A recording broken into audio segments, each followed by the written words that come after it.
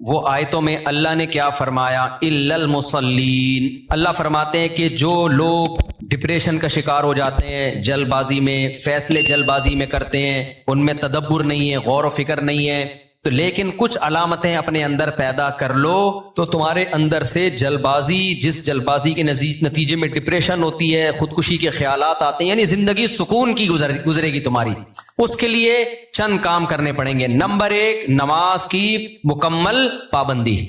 آپ یقین کر لو جتنا ڈپریشن سے نماز بچاتی ہے نا، کوئی چیز نہیں بچاتی۔ اسٹریس اور ڈپریشن کی 20 گولیاں ایک طرف، جس کا نماز میں دل لگ گیا نا، بس اس کی زندگی مزے کی بن جاتی ہے۔ اور نماز میں دل نہ لگ رہا ہو نا، کئی رکعتیں پڑھو ہمت کر کے، اصول بنا لو، جس کام میں دل نہیں لگتا نا وہ کام کرنا شروع کر دو، دل لگے گا، اور پھر ڈبل لگنا شروع ہو جاتا ہے۔ میں بہت سی مثالیں دیتا ہوں نا، دوڑا نہیں جاتا چلنا شروع کرو، چلا نہیں جاتا ہلکا ہلکا چلو، اپنے نفس پہ بوجھ ڈالو۔ دیکھو یہ ٹینشن سے بچنا ایسی چیز ہے، جو ٹینشن سے دور بھاگتا ہے نا، ٹینشن اس کے پیچھے آتی ہے، اور جو ٹینشنیں پالتا ہے وہ ہمیشہ ٹینشن فری زندگی گزارتا ہے۔ وہ ٹینشن ہے جو جائز ٹینشن ہے، جو صحت کے لیے مفید ٹینشن ہے، ان کی بات کر رہا ہوں میں۔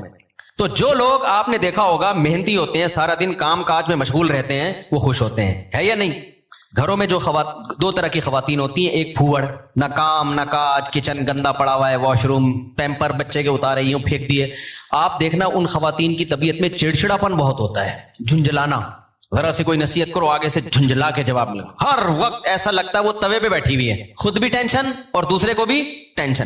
لیکن آپ نے دیکھا گھروں میں جو خواتین بہت محنتی ہوتی ہیں، بچوں کی کیئر، شوہر کی مرضی کا خیال، گھر کو صاف ستھرا رکھنا، ہر وقت وہ خوش ہوتی ہیں۔ مردوں میں بھی ایسا ہی ہے، جتنے لڑکے آپ کے پوستی ہیں گھر کے اندر پڑے ہوئے کچھ نہیں کر رہے، ایسا لگے گا جیسے وہ توے پہ بیٹھے ہوئے ہیں۔ باپ کوئی نصیحت کرتا ہے ایک دم کیا ہو جاتے ہیں، وہ ہائپر ہو جاتے ہیں۔ آپ لوگوں نے خود بھی نوٹ کی ہے نا یہ بات۔ وجہ کیا ہے کہ جو آدمی کام کاج کی ٹینشن نہیں لیتا نا، تو اللہ اس کو اسٹریس میں ڈال دیتے ہیں۔ جو محنت کے کام نہیں کرتا اسٹریس میں ڈال دیتے ہیں اس کو، ہر وقت ٹینشن ہے، چڑچڑاپن پیدا ہوتا ہے۔ اور جو محنتی ہوتے ہیں، صبح اٹھے ٹھک ٹھک ٹھک اپنے کام نمٹائے۔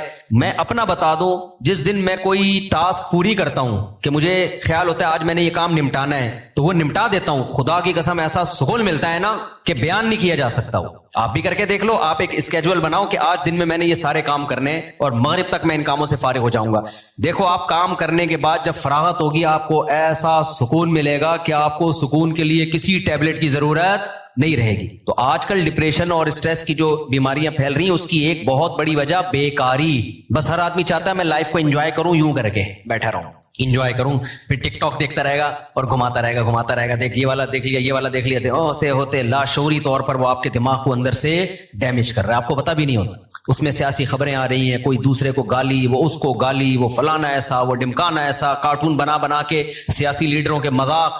آپ کو پتہ نہیں ہوتا کہ یہ چیز آہستہ آہستہ آپ کے دماغ کو کیا کر رہی ہے، ہلکا ہلکا ڈیمیج۔ تو نماز انسان کے نا کا شیڈول بنا دیتی ہے۔ ہم نے جتنے بڑے لوگوں کو دیکھا ہے، وہ کیا کر رہے ہوتے ہیں، وہ اپنے ٹائمنگ کیسے فکس کرتے ہیں۔ کافر کیسے کرتے ہیں، 8 بجے یہ کرنا ہے، 9 بجے یہ، 10 بجے یہ، شام 4 بجے یہ۔ نمازی کیا کرتا ہے، فجر کے بعد کی یہ روٹین، فجر سے پہلے کی یہ روٹین، ظہر کے بعد کی، بولو نا یار، یہ روٹین، عصر کے بعد کی یہ روٹین، عصر سے پہلے کی یہ روٹین، مغرب کے بعد کی۔ اور یہ جو نمازوں کے ٹائم ہے نا، کمال کی بات پتہ ہے کیا ہے، یہ نیچرل ہے، گھڑی نیچرل نہیں ہے۔ نہیں آئی بات، سورج جب نکلتا اور غروب ہوتا ہے نا، تو فطری طور پر انسان کی باڈی کے اندر تبدیلیاں آ رہی ہوتی ہیں، فطری طور پر۔ اسلام چونکہ دین فطرت ہے نا، تو اس نے اوقات بھی کیسے رکھے ہیں، نیچر کے حساب سے رکھے ہیں۔ تو نمازوں کے حساب سے اپنے آپ کو فٹ کرو گے، زیادہ سکون رہے گا، کیونکہ دن کی روشنی میں انسان کا مزاج الگ طریقے سے کام کر رہا ہوتا ہے، رات کے اندھیرے میں الگ طریقے سے ہوتا ہے۔ تو اللہ نے کیا فرمایا کہ الا المصلین الذین هم علی صلاتهم دائمون، یہ لوگ نمازوں میں پابندی کرتے ہیں۔ تو آج سے عزم کرو کسی قیمت پہ بھی نماز انشاءاللہ ضائع نہیں کریں گے۔ اور سب سے زیادہ سکون اللہ نے فجر کی نماز میں رکھا ہے۔ تھوڑی سی ٹینشن ہے بھائی، اٹھا لو، لیکن پڑھ کے جب سلام پھیرو گے نا، آپ کو لگے گا یار آج تو ہٹو بچوں ہو گیا ہے۔ ہمارے ایک دوست تھے، نمازی تھے لیکن اڑاتے بھی بہت تھے نماز، ہے نا۔ اب وہ بہت پرانی بات ہے، 15-20 سال پرانی بات، بالکل ینگ تھے، تو نائٹ فال بھی ہو جاتا ہے جوان آدمی کو۔ ایک دن کیا ہوا، میں نے ان کو بولا بھائی آپ کو سفر میں، حضر میں، کہیں بھی ہونا، آپ نے غسل کر کے نماز پڑھنی ہے۔ وہ جاب کرتے تھے کسی کمپنی میں، انہوں نے کہا یار ادھر کہاں میں رات کو سوؤں اور نائٹ فال ہو جائے، کون غسل کرے گا، کیا ہے بھائی، بڑی ٹینشن ہے یار۔ میں نے کہا یہ عزم کر لو، کچھ بھی ہو آپ نے غسل کر کے نماز بولو پڑھنا، کچھ بھی ہو جائے۔ پانی کا انتظام کیسے کرنا یہ آپ کا ہیڈک ہے، کرنا ہے۔ تو اللہ انہیں جزائے خیر دے, انہوں نے ہماری وصیت پر عمل کیا. ایک دن پھر انہوں نے ہمیں بتایا کہ سردیاں تھیں, غسل فرض ہو گیا, صبح پریشان ہوں, کہاں سے پانی لے کر آیا, کہیں جنگل منگل میں ہو گیا, کوئی پروجیکٹ ہوتا ہے نا, پانی لایا اور پھر کس طریقے سے میں نے بڑی ٹینشن میں سردی میں غسل کیا. کہتے ہیں خدا کی قسم اس کے بعد جو نماز پڑھی ہے, ان کے الفاظ ہیں, اتنا لطف اور اتنا مزہ آیا کہ اب میں آگے کہہ رہا ہوں ہٹو بچوں ہو گیا. یہ ہٹو بچوں ان کے نہیں تھے, یہ میرے الفاظ. اتنا مزہ آیا. تو انسان ٹینشن اٹھا کے جو کام کرتا ہے, لطف اور مزہ بولو اسی میں ہے. چھٹی والے دن جب مزہ آتا ہے جب ورکنگ ڈیز کے بعد چھٹی آئے. روزانہ ہی اگر چھٹیاں ہوں تو مزہ آئے گا. ابے دیکھو سنڈے کو لوگوں کی چھٹی ہوتی ہے, ہم لوگ مدرسے میں تو جمعے کو ہوتی ہے. سنڈے کی چھٹی کا مزہ جب ہے جب منڈے کی چھٹی نہ ہو, اور ٹیوزڈے کی بھی نہ ہو, وینسڈے کی بھی نہ ہو, تھرسڈے کی بھی نہ ہو, فرائیڈے کی بھی نہ ہو, تب جا کے سنڈے کی چھٹی کا مزہ آتا ہے. لیکن اگر ہر دن سنڈے ہے تو پھر کوئی بھی دن سنڈے نہیں ہے. نہیں آئی نا, یہی تو مسئلہ ہے. تو کچھ کرنے کے بعد جب چھٹی ہوتی ہے تو مزہ ہوتا ہے. چھٹی چل رہی ہے, پاگل ہو جائے گا آدمی. ہمیں یاد ہے پورے سال میں نا مدرسے میں ہماری 2 مہینے کی چھٹیاں ہوتی تھیں, اب بھی 2 مہینے کی ہوتی ہیں, لیکن طالب علمی کے دور میں تو بہت ٹف لائف تھی ہماری. پورا ہفتہ مدرسے میں رہنا پڑتا تھا ہمیں. ہم لوگ جمعرات کو عصر کی نماز کے بعد نکلتے تھے, چھٹی ہوتی تھی جمعرات کو. عصر کے بعد 1.5 سے 2 گھنٹے میں گھر پہنچے, رات ہو گئی, 1 ہفتے بعد پہنچے, اور اگلے دن عصر ہم نے مدرسے میں پڑھنی ہوتی تھی, تو چند گھنٹے کی چھٹی. یہ روٹین جب پورے سال ہوگی تو جب 2 مہینے کی چھٹیاں آنے والی ہوں گی تو خوشی سے کیا عالم ہوگا, کیا عالم ہوگا نا خوشی سے. تو ایسی خوشی ہوتی تھی یار, ابھی 2 مہینے تک بالکل ہی ویلے ہونے والے ہم. اتنی خوشی ہوتی تھی کہ 1 مہینہ پہلے سے خوشی میں نیند اڑ جاتی تھی کہ چھٹی آنے والی ہے. لیکن اس روٹین کے بعد, لیکن اگر یہ روٹین کے بعد وہ 2 مہینے کی چھٹی نہ آتی بلکہ چھٹی کے بعد چھٹی آتی تو سوائے اسٹریس اور ڈپریشن کے کچھ بھی حاصل بولو نہیں ہوتا. یہ میں پوری تقریر آپ کو سمجھانے کے لیے کر رہا ہوں کہ اپنے آپ کو پریشانیوں میں, یعنی ورک کی ٹینشن میں, کاموں کی ٹینشنوں میں ڈالو گے تو سکون ملے گا, اور اگر صرف سکون کی خاطر فارغ رہنا سیکھو گے تو سکون نہیں ملے گا آپ کو. سکون ہمیشہ کام کے لوگوں کو ملتا ہے, خوش رہتے ہیں, بھاگتے دوڑتے لوگ ہمیشہ خوش رہتے ہیں. اور جو پڑے ہوئے ادھر گٹر کے ڈھکن پہ بیٹھ گئے, گپے مارنا شروع کر دی جیسے کراچی کے لوڑے لپاڑے کرتے ہیں, یہی ہو رہا ہے. بیٹھے تو اٹھ ہی نہیں رہے, نہ نماز کے ٹائم پہ اٹھ کے جا رہے ہیں, کچھ بھی نہیں, بیٹھے ہیں. آپ کیا کر رہے ہیں, پان سے ایک پیک نکال کے ادھر پھینکی, پھر اٹھ کے گھر گیا, وہاں تھوڑی سی ابا سے صلواتیں سنی, سو رہا ہے تو پھر ٹک ٹاک پہ لگ گیا, لگے پوری رات گزر گئی, پھر اپنی مرضی سے سو گیا, پھر اٹھ گیا, پھر جب سوتے تھک گیا تو اٹھ گیا, تھک گیا تو کیا ہو گیا, اڑ گیا. اب کیا کریں, وہی کریں جو کل کیا تھا, دوبارہ سے اسی ڈھکن پہ جا کے بیٹھو. ہو سکتا ہے 2-4 بے وقوف ابھی بھی وہیں بیٹھے ہوئے ہو, پھر دوبارہ ڈھکن پہ جا کے, گٹر کے ڈھکن تو جو چوری ہونے سے بچ گئے ہیں نا, وہ یہی والے ڈھکن ہیں جن پہ لوگ آ کے بیٹھتے ہیں, باقی تو سارے چوری ہو گئے. اب حضرت مفتی تقی عثمانی صاحب کی عمر ماشاءاللہ کافی ہو گئی ہے, لیکن صحت عمر کے لحاظ سے بہت اچھی, حالانکہ اتنی بزی اور اتنی ٹف لائف گزاری ہے انہوں نے. 8 گھنٹے مطالعہ کا معمول رہا ہے ایک دور میں, لیکن ہم جب بھی حضرت سے ملتے ہیں حضرت خوش طبع ہیں. تو حضرت بہت خوش مزاج ہیں, حالانکہ اتنا مصروف آدمی تو دیکھنے میں لگتا ہے خوش مزاج ہو ہی نہیں سکتا. جتنے میں نے دیکھے نا مصروف, میرے شیخ حضرت مفتی رشید احمد صاحب بہت بزی رہتے تھے. حضرت تو اتنے بزی تھے, حضرت فرماتے تھے کہ اپنی زندگی کا شیڈول ایسا بنانا چاہیے کہ ایک بوتل میں پانی بھرا ہوا ہے, بوتل میں کیا ہے, پانی بھرا ہوا, اور ڈھکن لگا دیا آپ نے. اب اس میں ایک قطرہ پانی جب جائے گا جب پرانا ایک قطرہ نکلے گا. بات سمجھ میں آ رہی ہے؟ ایک قطرے کی بھی جگہ نہیں ہے, ایک قطرہ جب اس میں جائے گا جب ایک قطرہ پہلے سے اس میں نکالا جائے گا. تو فرمایا اگر یہ قطرہ زیادہ قیمتی ہے تو پرانے قطرے کو نکالو, اس قطرے کو ڈالو. یہ قطرہ پرانے قطرے سے زیادہ قیمتی نہیں ہے تو اسی کو رہنے دو, لیکن ہوگا ریپلیس ہی ہوگا, نیا آئے گا پرانا نکلے گا. تو فرماتے تھے کہ اپنی زندگی, اپنے جو 24 گھنٹے کے اوقات کو اس طرح سے بوتل میں پانی کی طرح بھر دو کہ اب آپ کوئی اگر کام کرنا چاہتے ہو تو پرانا کوئی کام ڈسٹرب ہوگا تو پھر نیا کام ہوگا.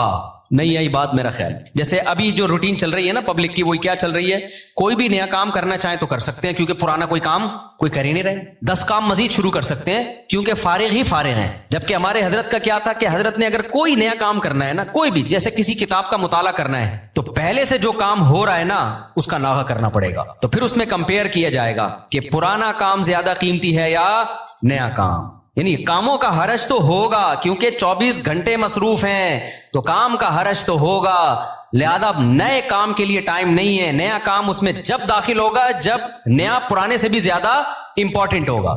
مثال کے طور پر 24 گھنٹے آپ کا ایک اسکیجول ہے, ایک شیڈول ہے. اب نیا کام کیا ہے, آپ کی بچی بیمار ہے, ایمرجنسی میں ہاسپٹل لے کے جانا ہے, لیکن آپ کا وہ مطالعے کا ٹائم ہے یا ورزش کا ٹائم ہے یا اور کوئی بزی یا जॉब का टाइम है, तो अब आप क्या करोगे भाई? नुकसान तो होगा, ऑफिस का नागा तो होगा, लेकिन अब ये काम उन तमाम कामों से ज्यादा अहम, बच्ची की जान तो बचानी है ना, या अपनी जान हो या बच्ची की जान हो, तो इस तरह से होना चाहिए। आप कह सकते हैं लो भाई ये तो जिंदगी का मजा ही किरकिरा हो जाएगा, 24 घंटे अपने आप को ऐसा बिजी बना के रखो, ये तो इंसान नहीं, ये तो गधा हो गया ना।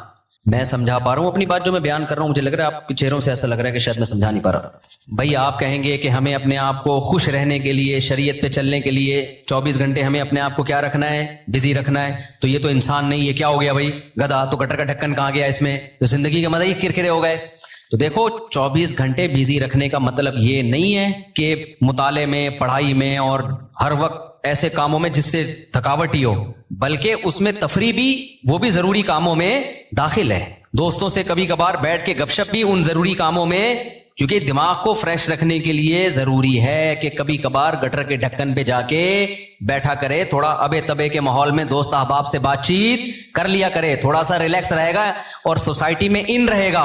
क्योंकि जो बिल्कुल सोसाइटी से कट के बिल्कुल ही पप्पू बन जाते हैं ना, वो दुनिया में किसी काम के नहीं रहते, वो किसी काम के नहीं रहते दुनिया में। लेकिन उसका एक टाइम हो। मैं अपने दोस्तों में ऐसे लोगों को जानता हूं, हमारे साथ गपशप थी उनकी गपशप भी टाइम से होती थी। उस वक्त वो हम आज वो बहुत बड़े ओहदों पे पहुंचे हुए हैं। भी चंद दिन पहले एक का फोन भी आया कि आप वही तारिक मसूद हो जो हमारे साथ खेला करते थे, गपशप थी। मैंने कहा आजकल क्या वो बहुत बड़ा ऑफिसर बन चुका है, वो नाम नहीं बताऊंगा मैं, बहुत बड़ी फिल्म बन गया भाई वो। लेकिन उसकी रूटीन क्या थी मुझे याद है। उसकी रूटीन ये थी कि बैठे हैं ना दोस्त अब आप थड़े पर, ही चल रहा है, टाइम देखा यार 1 घंटा हो गया बस, या आधा घंटा हो गया, कहते मेरा स्टडी टाइम शुरू हो गया।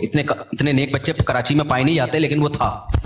ये बात कर रहा हूं जब हम 16-17 साल के थे, उस वक्त गप्पे मार रहे हैं। ऐसे भी नहीं है कि गपशप ही ना हो दोस्तों के साथ, ये भी नहीं है, और ये भी नहीं है कि बैठे हैं तो बैठे ही हैं, ना ना ना ना। उसने टाइम एक बनाया हुआ था, घर का माहौल ऐसा था ना, तो अब आके बैठे अभी गपशप शुरू कर दिया, और भाई हाँ हू ही बातें, क्रिकेट हम साथ खेला करते थे, क्रिकेट की बातें चल रही हैं, गपशप हो रही है, यार मेरा स्टडी टाइम शुरू हो रहा है, मैं जा रहा हूं। हम कहते थे यार अजीब इंसान है भाई, इतना नेक आदमी। तो ये है कि ये नहीं कि आपने दोस्तों की महफिलें बिल्कुल छोड़ दी, गपशप बिल्कुल छोड़ दी, खेलकूद बिल्कुल छोड़ दिया, लेकिन उसको भी अपने शेड्यूल का हिस्सा बनाना है, उसको भी जितना टाइम बनता है उतना देना है।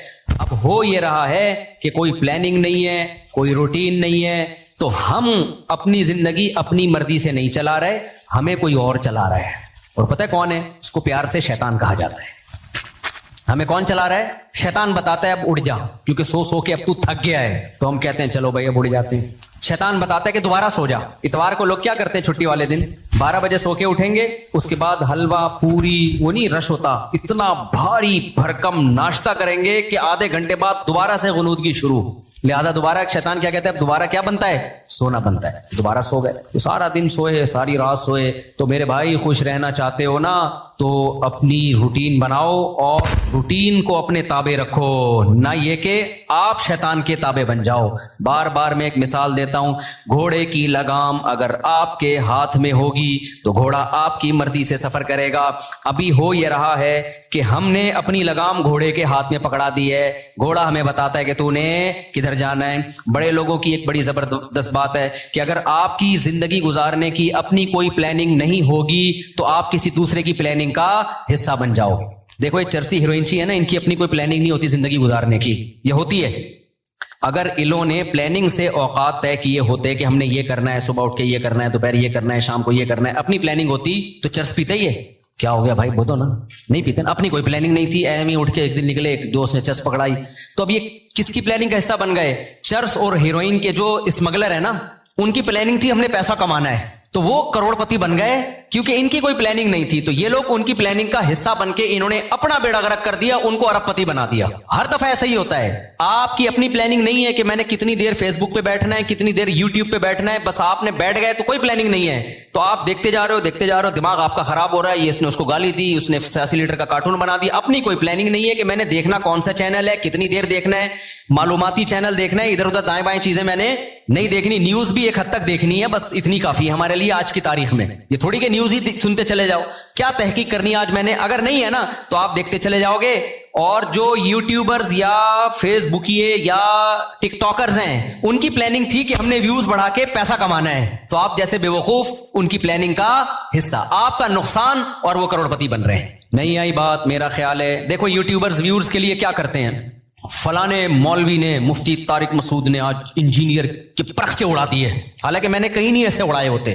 وہ ایک دم وہ لگائے گا نا ایک وہ تھمبنیل پہ, ابے تمہیں کیا کرنا ہے پرخچے اڑائے کہ نہیں اڑائے, تمہیں کسی مسئلے کی تحقیق کرنی ہے, کسی خاص مسئلے کی, تو تم اس مسئلے کو دیکھو. یار مفتی طارق مسعود نے اس مسئلے طلاق کے مسئلے کی تحقیق کرنی ہے, یا اور کوئی مسئلہ, یار اس پہ میں سرچ کر رہا ہوں, مجھے ضرورت ہے, یا یہ کاروبار حلال ہے یا نہیں ہے, میں ڈراپ شپنگ کرتا ہوں, اب ڈراپ شپنگ ہے حلال, چلو مفتی طارق مسعود ڈراپ شپنگ لکھ کے سرچ کرو. یہ آپ کی پلاننگ ہوگی, اس میں آپ کو فائدہ ہوگا. لیکن ہو کیا رہا ہے, یوٹیوبر اٹریکٹ کرنے کے لیے تھمبنیل پہ عنوان لگائے گا مفتی طارق مسعود دوبارہ جہلم. کل ایسا ہی ہوا, میرے سامنے آتا ہے, میں نہیں دیکھتا کہ یار میں, حالانکہ میں دیکھ سکتا ہوں نا کہ کیا کہا ہے بھائی اس نے. کل ایک میرے سامنے سے ویڈیو گزری, اس پہ لکھا مفتی طارق مسعود دوبارہ جہلم پہنچ گئے. میں کراچی میں بیٹھ کے دیکھ رہا ہوں, میرا بھی دل چاہ رہا تھا نا میں کلک کروں, کیا خیال ہے یار میرے بارے میں جھوٹ کیوں بولا, کیا بولا, لیکن میں نہیں کیا کلک. میں نے کہا وہ بے وقوف ہے, ہم تھوڑی بے وقوف ہیں بھائی, ہمیں پتا ہے جھوٹ ہے, جھوٹ آگے ہو سکتا ہے اندر جو مضمون ہو وہ یہ ہو کہ جانا چاہ رہے تھے لیکن نہیں گئے, ہو سکتا ہے یہ لکھا ہوا اس نے, یہ لکھا ہوا, لیکن سچ لکھا ہے جھوٹ لکھا ہے, میں کیا کروں گا,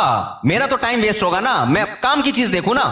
لیکن میں نے جس ویوز دیکھے پبلک کا رجحان دیکھنے کے لیے کہ پتہ نہیں کتنے ویوز آئے ہوئے تھے اس پہ, اور جا کے لے کے کمنٹس میں گالیاں دی ہوں گی لوگوں نے کہ بھائی کیا کر رہا ہے, جھوٹ کیوں بول رہا ہے. لیکن آپ کی جب اپنی کوئی پلاننگ نہیں ہوتی تو آپ دوسروں کی پلاننگ کا حصہ بن جاتے. اب یوٹیوبر کی پلاننگ تھی ویوز کے ذریعے پیسے کمانے, اس کو پتا ہے ایسا عنوان لگائیں گے تو دھڑ دھڑ ویوز آئیں گے, آپ کا ٹائم ویسٹ ہو رہا ہے. آپ نے جب دیکھا پہنچے تو ہیں نہیں, ٹھیک ہے نا, ایسی جھوٹ بولا ہوا اس نے, اس کے پیسے بن رہے ہیں اور آپ کا ٹائم ویسٹ, اور آپ ڈپریشن میں, پھر زبان گندی کر کے گالیاں کمنٹس میں الگ. تو ان تمام چیزوں کا آپ کو کچھ بھی حاصل نہیں ہوا, اس لیے کہ آپ کی پہلے سے کوئی پلاننگ تھی نہیں کہ کیا چیز دیکھنے کی ہے اور کیا چیز دیکھنے کی نہیں.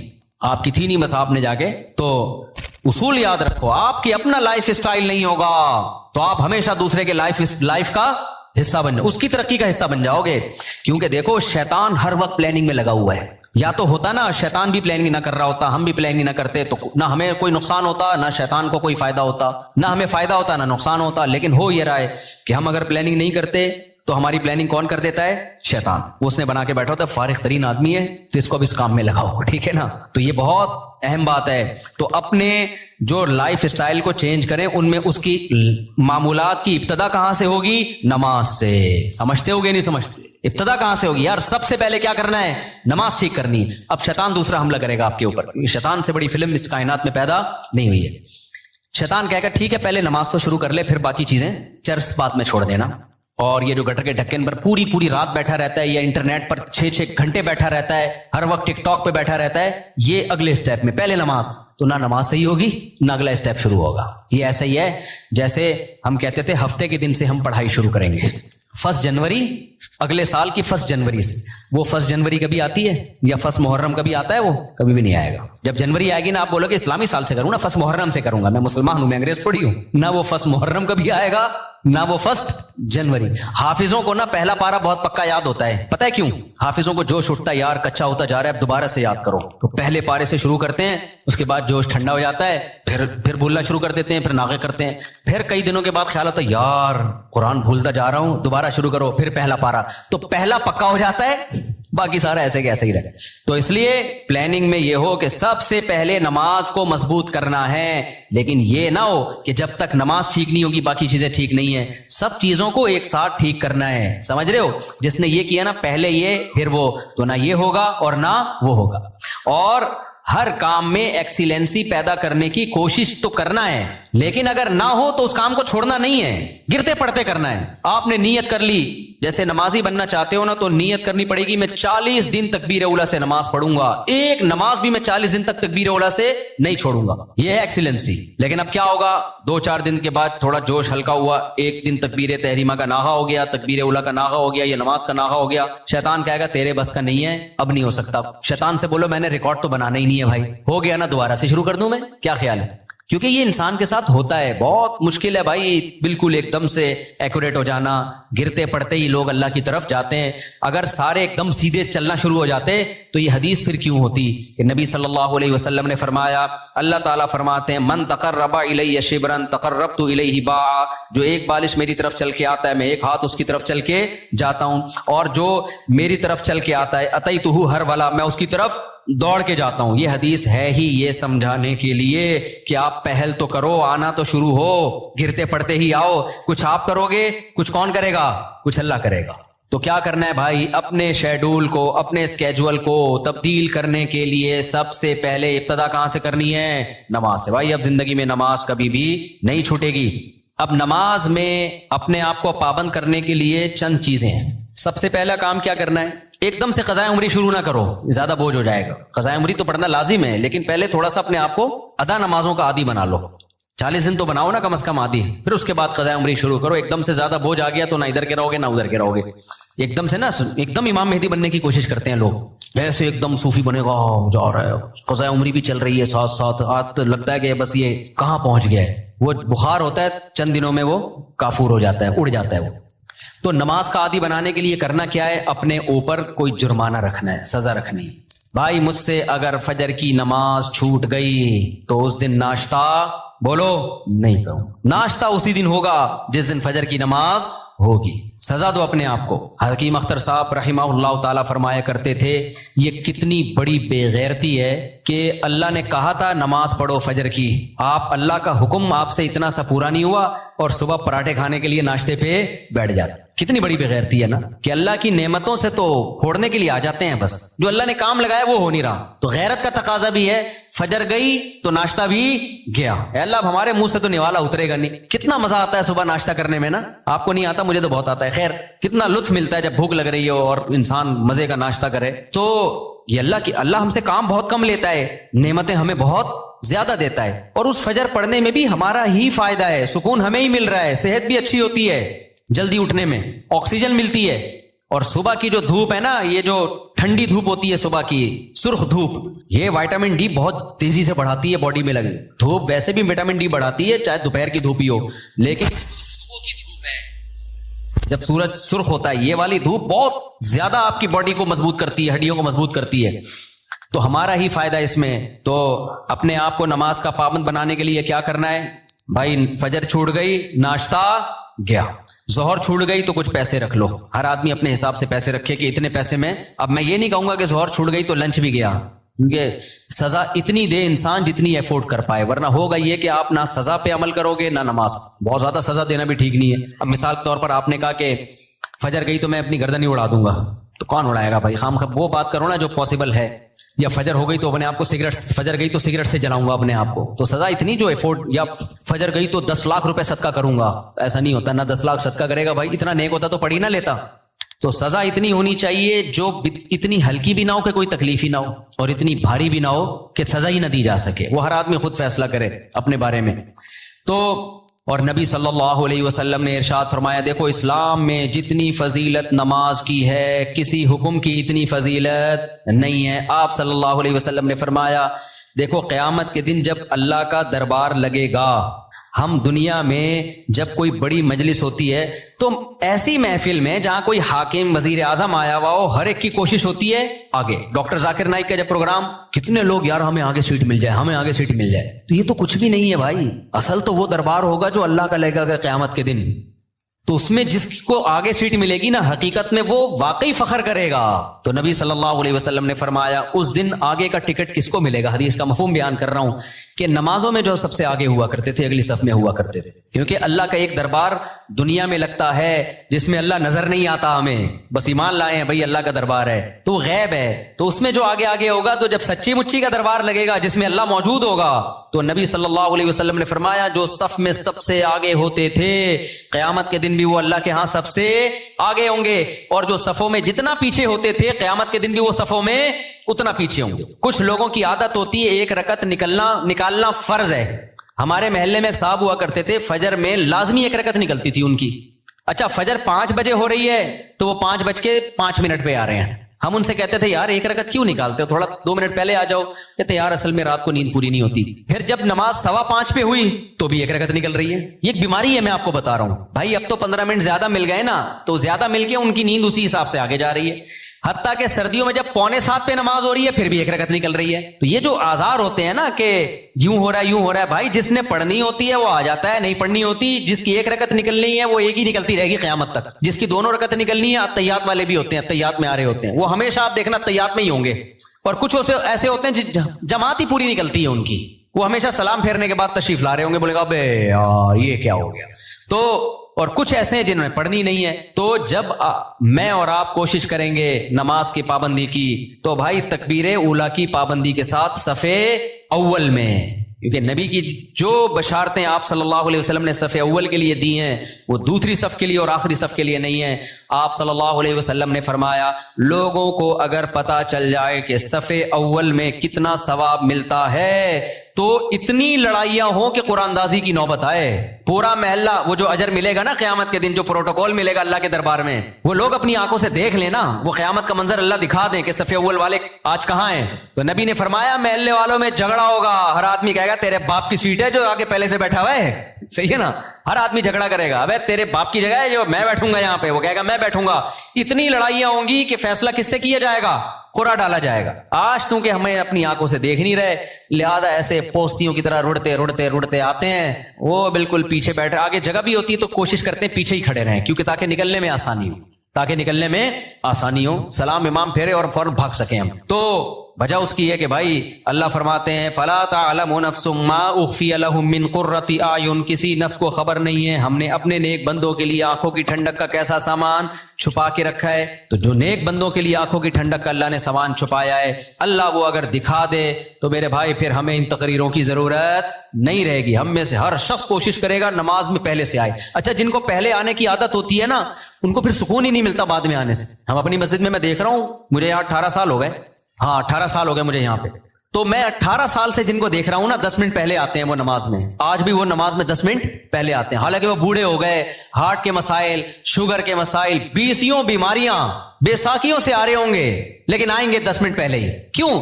وہ کہتے ہیں یار یہ کیسی نماز ہے, سکون تو جب ہی ملتا ہے پہلے سے آگے بیٹھو, سنتیں آرام سے پڑھو.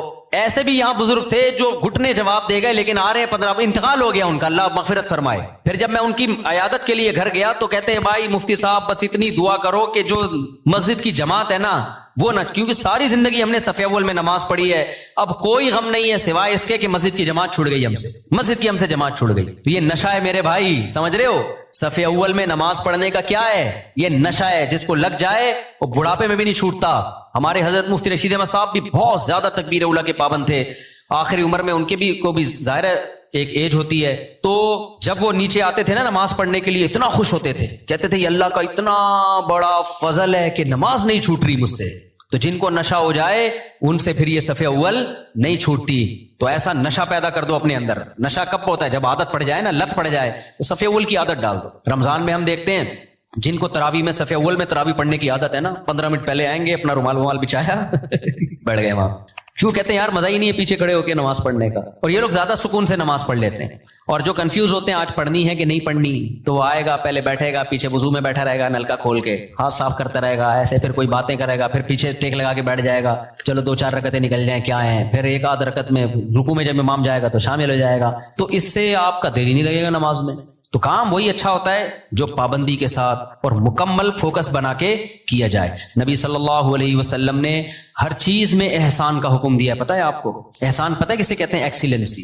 جو کام کرو خاندانی طریقے سے کرو. ہم جو بھی کام کرتے ہیں پتہ ہی نہیں چل رہا ہوتا کہ کرنا چاہتا بھی ہے کہ نہیں چاہتا. وہ شادی والی بات ہے, نہیں کرو بھائی دوسری شادی, کرنا ہے تو پھر کرو خاندانی طریقے سے, پھر ایسی کی تیسی. کل بھی ایک کیس آیا نا, اصل میں کیس ہی یہی آ رہے ہیں آج کل, کیا کریں.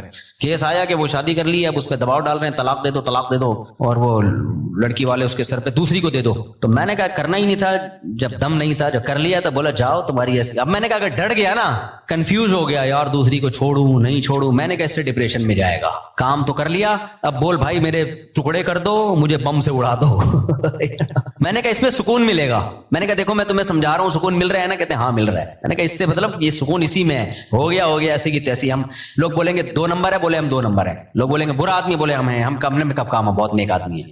تو جو بھی کام ایکسیلنسی کے ساتھ ہوتا ہے. صحابہ کرام جب نماز پڑھا کرتے تھے کتنے خشوع و خضوع سے پڑھا کرتے تھے, تبھی نمازوں میں ان کو مزہ آتا تھا. ہم نماز پڑھ رہے ہوتے ہیں, مسجد کی طرف آ رہے ہوتے ہیں ایسے جیسے قبر سے مردے کو اکھاڑا جا رہا ہے, بستر سے ایسے اٹھتے ہیں, مسجد میں ایسے آتے ہیں جیسے پولیس جیل کی طرف لے کے جا رہی ہے. پھر وہاں بیٹھے ہوتے ہیں, بار بار کبھی یوں کر کے دیکھ رہے ہیں, کبھی پیچھے مڑ مڑ کے امام کو دیکھ رہے ہیں کہ آ کیوں نہیں رہا. بھائی تمیز سے منہ نیچے کرے بیٹھ جاؤ, 30 سیکنڈ لیٹ ہو جائے گی نا نماز زیادہ سے زیادہ. پھر سلام کے بعد فوراً ایک دم نا ایسے جیسے توے پہ بٹھایا ہوا ہے, ہلنا شروع ہو جائے گا کہ اٹھوں کیسے میں یہاں سے, سکون سے. نبی صلی اللہ علیہ وسلم نے فرمایا جتنی دیر انسان نماز کے انتظار میں ہوتا ہے اللہ کی ہاں اتنی دیر نماز ہی کی حالت میں ہوتا ہے, وہ اس کو نماز کا ثواب ملتا رہتا ہے, اس کو نماز کا ثواب ملتا رہتا ہے. اور جتنی دور سے چل کے آئے گا, آپ صلی اللہ علیہ وسلم نے فرمایا ہر قدم پہ اللہ ایک نیکی دیں گے اور ایک گناہ اس کا معاف کریں گے. کتنے فضائل ہیں میرے بھائی نماز پڑھنے کے. نبی صلی اللہ علیہ وسلم نے فرمایا, کیا پیاری حدیث ہے یار, اس سے تو بڑا مزہ آتا ہے. نبی نے فرمایا کہ میری امت قیامت کے دن اپنے چہروں کی سفیدی سے پہچانی جائے گی, کیونکہ اتنا وضو کیا ہوگا نا اس نے زندگی میں. اب جو 15 سال کی عمر سے نماز پڑھ رہا ہے, 15 دفعہ روزانہ دن میں منہ دھوتا ہے کہ نہیں دھوتا؟ اور یہ وہ منہ کا واش کرنا نہیں ہے جو گورے واش کرتے ہیں, یہ عبادت کے طور پہ منہ کا دھونا ہے. یہ جو ہم چہرہ دھوتے ہیں دن میں 15 دفعہ, بازو دھوتے ہیں دن میں 15 دفعہ, پاؤں دھوتے ہیں دن میں 15 دفعہ, 3 دفعہ دھویا جاتا ہے نا. تو یہ صرف واشنگ نہیں ہے کہ سروس ہو رہی ہے آپ کی, یہ دھونا بطور عادت ہے یا عبادت کے طور پر ہے؟ بتاؤ, یہ عبادت کے طور پہ دھویا جا رہا ہے, منہ اللہ نے حکم دیا. تو آپ سوچو جس نے 40 سال 50 سال اللہ کے حکم پہ دن میں 15 دفعہ منہ دھویا ہوگا, تو کیا اس کے چہرے پہ کوئی ایسی علامت نہیں ہوگی جس سے پتا چل جائے کہ اس کا چہرہ دوسرے چہروں سے بہت پاکیزہ ہے؟ کیونکہ اس بار بار منہ دھونے سے جو منہ کے گناہ ہیں, بازوؤں کے گناہ ہیں, پاؤں کے گناہ ہیں, وہ دھل رہے ہیں, ان میں روحانیت پیدا ہو رہی ہے, نورانیت پیدا ہو رہی ہے. یہ نورانیت دنیا کی آنکھوں سے نظر نہیں آتی, لیکن یہ نورانیت قیامت کے دن اللہ ایسی آنکھیں دے دیں گے جس سے لوگوں کو یہ نورانیت نظر آنا شروع ہو جائے گی. غرم محجلین, آپ نے فرمایا کہ اتنا واضح ہوں گے نا اہل اسلام قیامت کے دن, جو نمازی تھے اتنے واضح ہوں گے نا ان کے چہرے, فرمایا جیسے سارے سیاہ گھوڑے ہوں اور ان میں ایک سفید پیشانی والا گھوڑا ہو اور اس کے سفید پاؤں ہو.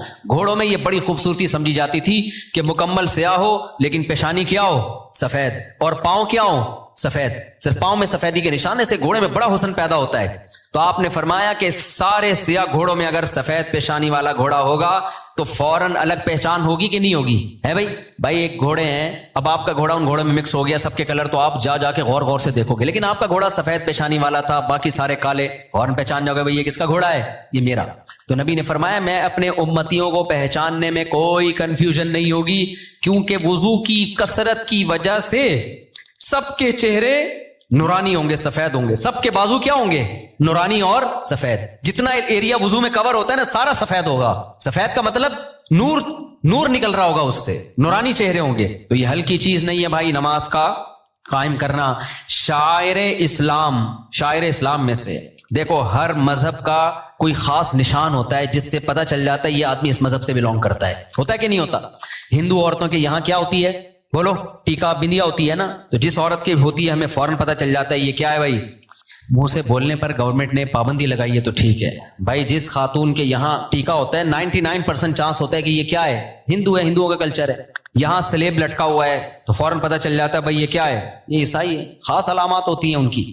اور اسی طرح یہودیوں کی ایک خاص کیپ ہوتی ہے, اتنی سی کیپ یہاں رکھی ہوئی ہوتی ہے, ماشاءاللہ داڑیاں تو ایک اچھا کام کرتے ہیں, بڑی داڑھی رکھتے ہیں, چھوٹی سی یہاں کیپ ہوگی, خاص ڈریس ہوتا ہے ان کا. پہلے تو ہمیں یہودی کہیں نظر ہی نہیں آئے تھے کراچی میں, اب دنیا میں ٹریولنگ ہوتی ہے تو بہت سارے, میں بعض دفعہ دم کروانے جانے لگا تھا, میں نے کچھ لگ رہا ہے بخاری کے کوئی استاذ بیٹھے ہوئے, اتنے داڑھی کی وجہ سے ویسے چہرہ تو نورانی ہو ہی جاتا ہے, اتنی بڑی بڑی داڑھی. امریکہ میں اور کینیڈا میں تو جاپان میں بھی میں نے دیکھے, تو میں سمجھا کہ کوئی بخاری پڑھانے والے مدرسے کے استاذ ہیں, میں نے کہا جا کے دم کراتا ہوں, انہوں نے کہا رکھ کے چماڑ لگے گا, دم نہیں کرا بھائی یہ یہودی. تو ہانگ کانگ میں دیکھے ہم نے اتنی بڑی بڑی داڑھیوں والے یہودی. تو اس لیے میں غامدی صاحب سے کہتا ہوں کہ یہودیوں سے عبرت حاصل کرو. یہودیوں کا مذہب اتنا پرانا, پھر بھی داڑھی کا انکار نہیں کیا اب تک انہوں نے, اتنے لبرل, اتنے سیکولر ہو گئے, کیونکہ تورات میں داڑھی لکھی ہوئی ہے, موسیٰ علیہ السلام کی تعلیمات میں تھا داڑھی بڑھاؤ. تو کتنا کچھ یہودیوں نے اپنے دین کو چینج کر لیا, داڑھی اپنے مذہب سے نہیں نکال سکے. اور ہمارے مسلمان اسکالر, جبکہ ہمارے پاس نبی کی بخاری مسلم کی صحیح حدیث ہے, آف اللحا, داڑیاں بڑھاؤ, خود نبی کی داڑھی, اور حکم دیا جا رہا ہے رکھو نہیں بڑھاؤ, تبھی کم از کم ایک مٹھی واجب ہے, اس لیے کہ بڑھانے کا حکم ہے. اگر ایک مٹھی سے بھی کم ہوگی تو بڑی بھی تھوڑی ہوگی. پھر وہ اہل حدیث تو اس کی ظاہر پر عمل کرتے ہیں کہ بھائی بڑھاؤ, اچھا اس میں لوگ اہل حدیثوں کا مذاق اڑاتے ہیں، اتنی بڑی بڑی داڑیاں، میں کہتا ہوں مذاق مت اڑاؤ، وجہ اس کی ہے کہ بہرحال وہ کس کا سہارا لے رہے ہیں؟ حدیث کا سہارا لے رہے ہیں. اعفوا اللحا، کیونکہ کسی صحیح حدیث میں ہمیں داڑھی چھوٹی کرنے کا حکم نہیں ملتا، تو اس لیے اب کسی کا مذاق اڑانا اس بیس پہ کہ وہ بڑی داڑیاں رکھ رہے ہیں اور یہ غلط ہے بھائی. وہ اس میں سہارا کس کا لے رہے ہیں؟ نبی کی حدیث کا. اعفوا اللحا، چھوڑ دو اپنے حال پہ. ہم عبداللہ بن عمر کے قول سے استدلال کرتے ہیں، ان کے عمل سے، کہ وہ ایک مٹھی سے زیادہ کاٹ دیا کرتے تھے اور صحابہ نے کسی پر ان پر اعتراض نہیں کیا، تو یہ گنجائش ہے. تو لیکن نص تو ہے نا بہرحال ان کے پاس، تو اس میں مذاق نہیں بنتا کہ آپ مذاق اڑانا شروع کر دیں یا کسی کی نیت پہ شک کرنا شروع کر دیں. بہرحال اسلام میں حکم داڑھی کاٹنے کا نہیں ہے، کس کا ہے؟ بڑھانے کا. تو حامدی صاحب نے کیا کیا؟ انکار کر دیا کہ ایکچولی کلچر تھا. بھائی کلچر تھا تو نبی آرڈر کیوں دے رہے ہیں؟ نبی ان کا کلچر تو عربوں کا کھجور کھانا بھی تھا، تو آپ نے کھجور کھانے کے آرڈر دیے ہیں؟ کہ عربوں کا کلچر تھا لنگی پہننے کا، آپ نے کہیں لنگی کا آرڈر دیا ہمیں؟ عربوں کا کلچر تھا گدھے کی سواری کا، تو آپ نے آرڈر دیا ہمیں گدھے کی سواری کرو؟ بھائی بطور مذہب اور بطور دین کے داڑھی بڑھانے کا آپ نے حکم دیا ہے، کیونکہ آپ نے فرمایا 10 چیزیں پیغمبروں کی فطرت ہیں. تو فطرت کی مخالفت تغییر خلق اللہ کہلاتی ہے. ان میں داڑھی بڑھانا، مونچھیں گھٹانا، بغلوں کے بال صاف کرنا. تو کیا بغلوں کے بال صاف کرنا آپشنل ہے؟ کیا کرو نہ کرو آپ کی مرضی؟ نہ کاٹنے پڑیں گے آپ کو. ناخن کاٹنا یہ سب ایک ہی حدیث کا حصہ ہیں. تو جیسے ناخن کاٹنا واجب ہے، آپشنل نہیں ہے، بغلوں کے بال صاف کرنا اس حدیث کی روشنی میں واجب ہے، آپشنل نہیں ہے. بول دو نا، مجھے شک ہونے لگتا ہے کہ بڑھائی بھی ہوں گی. زیر ناف بال صاف کرنا واجب ہے، آپشنل نہیں ہے. تو اسی حدیث میں بھائی داڑھی بڑھانے کا حکم دیا جا رہا ہے، تو وہ کیسے آپشنل ہو گیا؟ اس کا کلچر، نبی کلچر بیان کرنے کے لیے تھوڑی آئے ہیں. نبی کیا بیان کرنے کے لیے آئے ہیں؟ حدیث، اللہ کا حکم بیان کرنے کے لیے آئے ہیں. تو جب تک اس کے خلاف کوئی دلیل نہ ہو، اس کو اللہ کا آرڈر اور اللہ کا حکم ہی سمجھا جائے گا. تو یہودیوں نے اپنے مذہب سے داڑھی نہیں نکالی، تو یہ مذہب کا آرڈر. سکھوں سے عبرت حاصل کرو. جب میں کینیڈا کے ایئرپورٹ پہ اترا ہوں، مجھے اتنی بڑی بڑی داڑھیوں والے سردار نظر آئے، حالانکہ ایئرپورٹ پہ وہ جاب کر رہے ہیں، کوئی مینیجر ہے، کوئی پائلٹ ہے، داڑھی سب نے رکھی. 99 جو میرا تجزیہ غلط بھی ہو سکتا ہے، کیونکہ ہو سکتا ہے جنہوں نے داڑھی کاٹی بھی مجھے پتہ ہی نہ چل رہا ہو کہ یہ سکھ ہے یا کچھ اور، لیکن انہوں نے رکھی ہوئی ہیں. وہ اپنے مذہب کو نہیں چھوڑتے. شرم سے ڈوب مرنے کا مقام ہے میرے بھائی. پھر ہم لوگ کے لیے کیا خیال ہے؟ اور غامدی صاحب نے تو انکار ہی کر دیا. تو ہمارے تو پیغمبر دیکھو، یوسف علیہ السلام سے زیادہ کوئی خوبصورت تھا، لیکن آپ کی بھی کیا تھی؟ داڑھی. اور جمال میں سب سے زیادہ جمال اللہ نے، حسن الگ چیز ہے، جمال الگ چیز. حسن میں سب سے بڑا درجہ یوسف علیہ السلام کا، لیکن جمال جو حسن کے سے اوپر کی چیز ہے، وہ جمال سب سے زیادہ اس کائنات میں نبی صلی اللہ علیہ وسلم کو اللہ نے دیا ہے، اور یہ حدیث سے ثابت ہے. لیکن آپ صلی اللہ علیہ وسلم کی بھی داڑھی تھی. اس لیے میں غامدی صاحب اور ان کے فالوور سے کہتا ہوں کہ آپ سے نہیں رکھی جا رہی، آپ توبہ استغفار کر لو، لیکن انکار مت کرو بھائی. آپ تحریف دین جو ہے یہ زیادہ بڑا جرم ہے، تو اور ہمت کر کے رکھ لو. کیا جا رہا ہے یار؟ خیر، تو کہاں سے کہاں بات چلی گئی؟ کیا بات کر رہا تھا میں؟ ہاں، میں کہہ رہا تھا اسلام کے شعائر ہوتے ہیں نا، جیسے ہندوؤں کا ایک خاص شعار ہے، سکھوں کا ایک خاص شعار ہے، داڑھی ہوتی ہے، پگڑی ہوتی ہے، یہ ان کا شعار ہے. عیسائیوں کا سلیب ہے. تو مسلمانوں کا شعار کیا ہے؟ مسلمانوں کا شعار کوئی خاص لباس نہیں ہے. شاعر اسلام میں سب سے بڑی چیز ہے نماز، کہ 5 ٹائم مسلمان مسجد میں حاضری دیتا ہے. یہ دنیا میں کوئی مذہب اپنے عبادت گاہوں میں 5 ٹائم حاضری دیتا ہے؟ ہندو ہفتے میں 1 بار، باقی انہوں نے چھوٹے چھوٹے بھگوان گھر میں ہی رکھے ہوئے ہیں، صحیح ہے نا، وہ ان کی روزانہ عبادت کریں، صبح شام کریں، یہ ان کا ہیڈک ہے. لیکن واحد ایک اسلام مذہب ہے جو آپ کو عبادت خانے میں کتنی دفعہ بلاتا ہے؟ 5 بار. تو مسلمان اپنی روٹین میں 5 ٹائم، تو یہ 5 ٹائم ایسی چیز ہے عبادت جو چھپنے والی نہیں ہے. آپ کسی غیر مسلم کے ساتھ رہو گے، اس کو 1-2 دن میں پتہ چل جائے گا بھائی ان کے تو 5 ٹائم اوقات ہیں، یہ تو ہر تھوڑی دیر کے بعد ان کو نماز کے لیے جانا ہوتا ہے. تو یہ شاعر ہے، اس سے پتہ چلے گا کہ آپ مسلمان ہو یا کافر ہو. صحابہ کے دور میں اسی سے پتہ چلتا تھا. دیکھو نبی صلی اللہ علیہ وسلم نے جب دعوت دی نا عرب کے قبائل کو، تو بہت سے قبائل مسلمان ہو گئے، بہت سے مسلمان نہیں ہوئے. تو پھر آپ نے جہاد شروع کیا. تو حدیث میں آتا ہے، کیونکہ کوئی معاہدہ تو تھا نہیں نا، جنگ تھی، تو آپ صلی اللہ علیہ وسلم لشکر لے کے جاتے، اس علاقے کے قریب پڑاؤ ڈالتے کہ ابھی ہم نے اس پہ حملہ کرنا ہے. تو دیکھتے کہ فجر کی اذان کی آواز آتی ہے کہ نہیں آتی. اگر فجر کی اذان کی آواز آئی، اس کا مطلب یہ کیا ہے؟ مسلمان ہے، چھوڑ دو. اذان کی آواز نہیں آئی، بھائی یہ اسلام قبول ہی نہیں کیا. تو اذان اور نماز، یہی وجہ ہے کہ صحابی رسول کہتے ہیں کہ نبی کے دور میں نا بدترین سے بدترین منافق، جس کا سب کو پتا ہوتا تھا کہ یہ کمبخت اندر سے کافر ہے، صرف فیور لینے کے لیے مسلمان ہے، کمبخت، وہ بھی جماعت کی نماز میں آتا تھا. کیونکہ اگر وہ نماز میں نہیں آتا نا تو مسلمان سمجھتے کہ یہ کمبخت ابھی، یہ تو اس نے شو کر دیا کہ میں کافر ہوں. تو ایمان اور کفر کا فرق نماز سے سمجھا جاتا تھا. تو آج توحید کے بعد جس حکم کی سب سے زیادہ دھجیاں اڑائی جا رہی ہیں وہ کون سا حکم ہے؟ وہ نماز ہے. میں بار بار قرآن کی آیت پیش کرتا ہوں نا کہ اگر نماز چھوڑنے کی تھوڑی سی بھی گنجائش ہوتی، دفتری کاموں کی وجہ سے، کل پیپر ہے آپ کا، یا سردی میں اٹھا نہیں جا رہا، یا آپ کو دل نہیں چاہ رہا، یا بیمار ہیں، تھوڑی سی بھی گنجائش ہوتی تو سب سے بڑا عذر کیا تھا؟ میدان جنگ میں لڑائی. میدان جنگ میں جب کسی دشمن سے جنگ ہو رہی ہو، اس سے زیادہ ٹینشن والا کوئی حالت نہیں ہوتی، اس میں نماز چھوڑنے کی اجازت نہیں دی ہے بھائی. تو اب کیا رہ گیا؟ تو آپ کو اس لیے اجازت دے دی جائے فجر کی آپ کی آج رخصتی ہوئی ہے. دولہا فجر میں اکثر کیا ہوتا ہے؟ شارٹ. کہتا ہے اتنے عرصے منتیں ماننے کے بعد میری شادی ہوئی ہے تو فجر کیوں پڑھوں؟ میں پاگل ہوں کیا؟ وہ یہ سمجھ رہا ہوتا ہے. اور جو محلے کے لوگ ہوتے ہیں نا، جو آپ کے دوست، وہ کسی کو دیکھیں نہ دیکھیں، دولہا کو سب چیک کر رہے ہوتے ہیں آج فجر میں آیا کہ نہیں آیا. بڑے ہوشیار ہیں یار. دولہا کو سب کیا کر رہے ہوتے ہیں؟ چیک کر رہے ہوتے ہیں. ایک بندے کی، ہمارے دوست کی شادی ہوئی، وہ کبھی بھی فجر میں نہیں آتا تھا، شادی ہوئی تو پہنچ گیا اور آدھا گھنٹہ پہلے سے آ کے بیٹھا ہوا ہے. میں نے کہا یار تم تو ویسے نظر کبھی نہیں آئے. نماز پڑھتا تھا لیکن جماعت نکل جاتی تھی. نماز پڑھتا تھا مگر جماعت نکل جاتی. میں نے کہا یا تو پورے سال پڑھ رہے ہوتے، اس سال اس رات کو بھی آ جاتے، ہم کہتے چلو یار ہمت کی اس نے. پورے سال کبھی میں نے آپ کو مسجد میں دیکھا نہیں، یعنی نماز پڑھتا تھا جماعت کے بعد آ کے، اور آج آپ آدھے گھنٹے سے آئے ہوئے ہو. کہتے یار سویا ہی نہیں ہوں. تو میں نے کہا نیند ہی نہیں آئی خوشی سے نا، خوشی سے نیند آئی نہیں ہے. تو اب میں نے کہا چلو آج پہلی دفعہ جماعت سے نماز پڑھ کے ریکارڈ کریں. تو میں نے کہا میں تو آپ کو بہت نیک سمجھ رہا تھا، لیکن خیر یہ بھی غنیمت ہے. تو یہ شروع میں ہوتا ہے، خوشی سے نیند نہیں آتی. اس کے بعد کنواروں کو دیکھ دیکھ کے روتا ہے کہ کیسی گہری نیند سوتے ہیں یار، یہ کتنے گھوڑے بیچ کے سوتے ہیں، کوئی ٹینشن نہیں ہے. خیر تو بھائی آج سے عزم کرتے ہو کہ نہیں کرتے؟ سفر ہو، حضر ہو، لڑائی ہو، جھگڑا ہو، پہلے سے پلاننگ کرنی ہے. کیونکہ قرآن نے نماز پڑھنے کا حکم نہیں دیا. یحافظون، حفاظت کا مطلب جس چیز کی حفاظت کرنی ہوتی ہے پہلے سے پلاننگ کرنی پڑتی ہے نا، یا اینڈ ٹائم پہ کرتے ہو. دیکھو بینک سے آپ کو 1 کروڑ روپے لے کے نکلنا ہے، اب یہ حفاظت کرنی ہے کہ نہیں کرنی؟ تو آپ نے کیا کیا؟ بینک سے 1 کروڑ روپے لے کے باہر آئے، سڑک پہ آ کے سوچ رہے ہو کہ اس کی میں نے حفاظت کیسے کرنی ہے. کیا خیال ہے؟ کیونکہ آپ نے سن لیا تھا کہ 1 کروڑ روپے کی ہم نے حفاظت کرنی ہے، لہذا نکالے، باہر نکلے اور ابھی شاپر میں پڑے ہوئے. اب آپ کہہ رہے ہو یار میں حفاظت اس کی کرنی ہے، میں نے پلاننگ کرنی ہے. ہو جائے گی حفاظت، کیونکہ ڈاکو پہلے سے پلاننگ کر چکا ہوگا. کہ کچھ بے وقوف ایسے ہوتے ہیں جو پیسے لے کے نکلتے ہیں، نکلنے کے بعد سوچ رہے ہوتے ہیں ان کو کہاں رکھنا ہے ہم نے. تو ایسے لوگوں کی حماقت سے ڈاکو فائدہ اٹھاتے ہیں. تو آپ نے جب حفاظت کرنی ہوتی ہے تو پلاننگ پہلے سے. یار 1 کروڑ کا چیک ہے، کیش لے کے نکلنا ہے میں نے، تو پہلے سے سوچو کہاں سے نکلوں، کن کو ساتھ لے کے جاؤں، کون سا شاپر ہوگا، بلیک کلر کا شاپر ہوگا، اور اس شاپر میں جوتے ہوں گے، اور جوتے کے اوپر ٹوپیاں ہوں گی، اور مسواکیں ہوں گی، اور خود بھی دھوتی بنیان، تاکہ دیکھنے میں لگے کہ یہ بھیک مانگنے گیا تھا بینک میں. تک کے دیکھے نکالتی ہے گیس. ہمارے ایک دوست ہیں دبئی میں، ارب پتی تاجر ہے نا، وہ ڈائمنڈ کا بڑا بزنس ہے.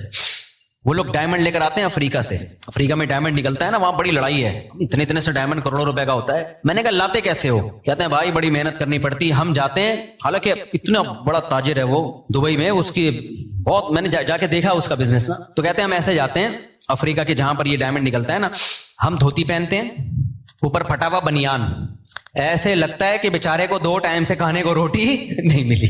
کہہ رہے ہیں ایسے جا رہے ہوتے ہیں خراما بالکل غریبوں والا، لوگ سلام کر رہے ہوتے ہیں، ہو سکتا ہے کوئی 5 روپے ڈال دیتا ہو جیب میں. یار یہ میری طرف سے منہ بھی ایسا بناتے ہیں کہ لگے کہ کبھی کھانے کو ملا ہی نہیں ہے اس کو. اور کہتے ہیں جو اگلا ہوتا ہے نا، جو ہمیں ڈائمنڈ دیتا ہے، وہ بھی ایسا ہی ہوتا ہے. اسے دیکھ کے بھی کوئی یہ نہیں کہہ سکتا کہ اس کی دھوتی میں ڈائمنڈ رکھا ہوا ہے.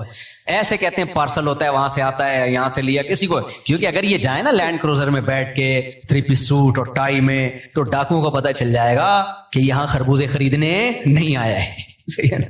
تو پلاننگ پہلے سے کرنی پڑتی ہے جب چیز قیمتی ہوتی ہے. بینک سے پیسے لینے تو پہلے سے پلاننگ، یار یہ کیش اماؤنٹ لے کے نکلوں گا کیسے میں، کون سے راستے سے جانا ہے، کس گاڑی میں جانا ہے. اور سونے کے تاجر جو میرے جاننے والے ہیں وہ ایسے ہی کرتے ہیں. وہ کہتے ہیں ہم پھٹپٹی سی بائک، اب ایسا نہ ہو ڈاکو پھٹپٹی بائکوں کو لوٹنا شروع کر دیں اس چکر میں.